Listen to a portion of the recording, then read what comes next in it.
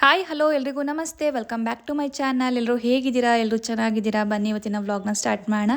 ಇವತ್ತಿನ ವ್ಲಾಗ್ ಬಂದುಬಿಟ್ಟು ಕೊನೆ ವಾರದ್ದು ಆಷಾಢ ಮಾಸದ್ದು ಶುಕ್ರವಾರದ ವ್ಲಾಗ್ ಆಗಿರುತ್ತೆ. ಹೇಗಾಯಿತು ಕೊನೆ ವಾರದ್ದು ಪೂಜೆ ಅಂತೆಲ್ಲ ಇವತ್ತಿನ ವ್ಲಾಗಲ್ಲಿ ನೀವು ನೋಡ್ಬೋದು. ಹಾಗೆ ಸ್ವಲ್ಪ ಲೇಟ್ ಕೂಡ ಆಯಿತು ವಿಡಿಯೋ ಅಪ್ಲೋಡ್ ಮಾಡೋದು, ಟೈಮ್ ಇರಲಿಲ್ಲ, ಹಾಗೆ ಸ್ವಲ್ಪ ಬ್ಯುಸಿ ಇತ್ತು. ಹಿಂದಿಂದೇ ಒಂದಷ್ಟು ಇದು ಬಂತಲ್ವ. ಇವಾಗ ಆಷಾಢ ಮಾಸ ಮುಗೀತಿದ್ದಂಗೆ ಶ್ರಾವಣ ಸ್ಟಾರ್ಟ್ ಆಗ್ತಿದೆ ಅಂದರೆ ಸಾಕು, ಹಿಂದಿಂದೇ ತುಂಬಾ ಸ್ಪೆಷಲ್ ಡೇಸ್ ಬರುತ್ತೆ ನಮಗೆ. ಹಾಗಾಗಿ ಫುಲ್ ಬ್ಯುಸಿ ಆಗಿಬಿಟ್ಟಿದ್ದೆ. ಮತ್ತು ಹಾಗೆ ಮುಂದೆ ವ್ಲಾಗು ಕೂಡ ಬರುತ್ತೆ ಬೇರೆ ಬೇರೆದು.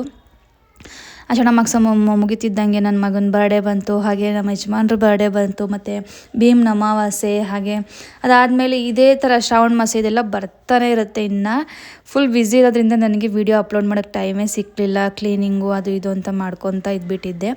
ಹಾಗೆ ವೀಡಿಯೋ ಇತ್ತಲ್ವಾ, ಅಪ್ಲೋಡ್ ಮಾಡಬೇಡ, ಇನ್ನು ಯಾಕೆ ವೇಸ್ಟ್ ಮಾಡೋದು ಅಂತ ಅಂದ್ಬಿಟ್ಟು ಅಪ್ಲೋಡ್ ಮಾಡ್ತಾಯಿದ್ದೀನಿ.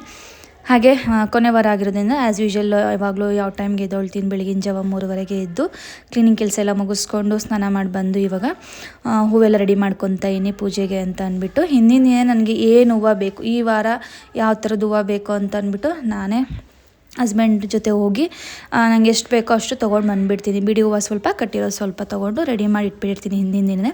ಯಾಕೆಂದರೆ ಬೆಳಗಿನ ಜಾವ ಬೆಳಗ್ಗೆ ಬೇಗ ನಾನು ಪೂಜೆ ಮಾಡೋದ್ರಿಂದ ಆವಾಗ ಹೋಗಿ ತರೋದಕ್ಕಾಗಲ್ಲ. ಬೇಗ ಮಾಡ್ತೀನೋ ಲೇಟಾಗಿ ಮಾಡ್ತೀನೋ, ಹಿಂದಿನ ದಿನ ತರಿಸೋದು ಬೆಸ್ಟ್ ಅಂತ ಹೇಳ್ತೀನಿ. ಆವಾಗೆಲ್ಲ ಇಟ್ಕೋಬಾರ್ದು ನಾವು, ಅದೇ ದಿನವೇ ಹಿಂದಿನ ದಿನ ತರಿಸ್ಬಿಟ್ಟು ಎಲ್ಲ ರೆಡಿ ಮಾಡಿ ಇಟ್ಕೊಂಡಿರ್ತೀನಿ. ಏನಿದ್ರು ಬೆಳಿಗ್ಗೆ ಬೇಗ ಇದ್ದು ಪೂಜೆ ಮಾಡೋವಂಥದ್ದಷ್ಟೇ.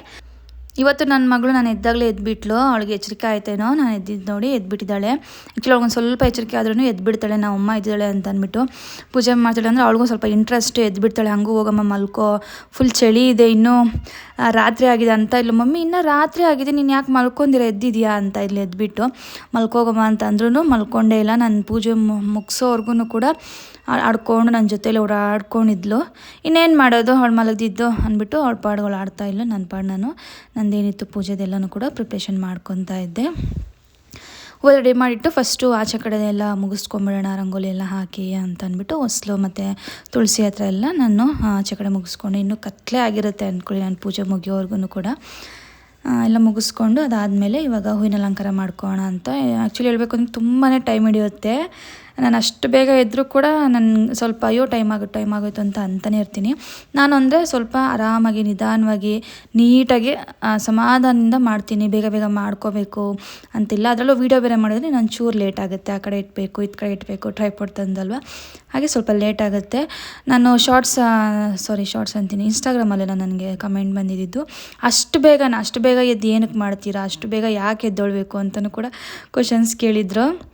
ಯಾಕೆ ಎದ್ದೊಳ್ಬೇಕು ಅಂತಂದರೆ ಪ್ರಿಪ್ರೇಷನ್ಗೆ ಅಷ್ಟು ಟೈಮ್ ಹಿಡಿಯುತ್ತೆ. ಪೂಜೆ ಇನ್ನೊಂದು 5ರಿಂದ 10 ನಿಮಿಷದಲ್ಲಿ ಮುಗಿಸ್ಬಿಡ್ತೀವಿ.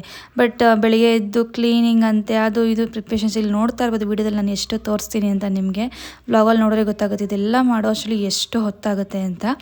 ನಾನು ಪೂಜೆ ಸ್ಟಾರ್ಟ್ ಮಾಡೋ ಅಷ್ಟರಲ್ಲೇ ಒಂದು 5:30 ಆಗಿರುತ್ತೆ. 5:30ಗೆ ನಾನು ಮುಗಿಸ್ಬೇಕು ಪೂಜೆ. ಆ್ಯಕ್ಚುಲಿ ಹೇಳಬೇಕು ಅನ್ನೋದ್ರ ಒಳಗಡೆ ಅಷ್ಟೊತ್ತು ಆಗಿಬಿಡುತ್ತೆ. ನಾನು 3:30ಗೆ ಇದ್ದರೂ ಕೂಡ ಎಲ್ಲ ಮುಗಿಸೋ ಅಷ್ಟೆಲ್ಲ ಪ್ರಿಪ್ರೇಷನ್ ಮಾಡ್ಕೊಳೋ ಅಷ್ಟರಲ್ಲಿ 5:45 ಒಂದೊಂದ್ಸಲಿ 6 ಗಂಟೆನೂ ಕೂಡ ಆಗಿಬಿಟ್ಟಿರುತ್ತೆ ಪೂಜೆ ಮಾಡೋ ಅಷ್ಟರಲ್ಲಿ. ಅಷ್ಟು ಟೈಮ್ ಬೇಕಾಗುತ್ತೆ ನನಗೆ.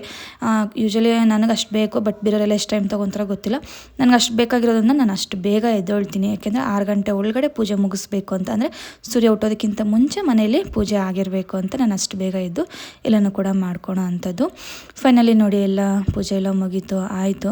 ಕಸ ಬರ್ತಿತ್ತು, ನನ್ನ ಮಗಳೇ ಪಾಪ ಡಸ್ಟ್ಬಿನ್ ಎತ್ಕೊಂಡು ಹೋಗ್ತಾ ಇಲ್ಲಿ ಹೊರಗಡೆ. ನಡಿಯಮ್ಮ ಪೂಜೆ ಮಾಡಿ ಬರ್ತೀನಿ, ಹೋಗಿರಿ ನೀನು ಅಂತ ಅಂದ್ಬಿಟ್ಟು ಅವಳೇ ಪಾಪ ಡಸ್ಟ್ಬಿನ್ ಎತ್ಕೊಂಡು ಓಡ್ತಾ ಇದ್ಲು. ಇನ್ನು ಹೊಲ್ಟೋಗ್ತಾರೆ ನಾವಿಲ್ಲ ಅಂತಂದರೆ ಅಂದ್ಬಿಟ್ಟು.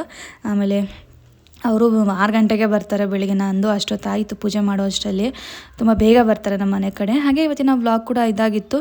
ಒಂದು ಸಿಂಪಲ್ ವ್ಲಾಗ್ನ ಶೇರ್ ಮಾಡ್ಕೊಂಡಿದ್ದೀನಿ. Thank you all.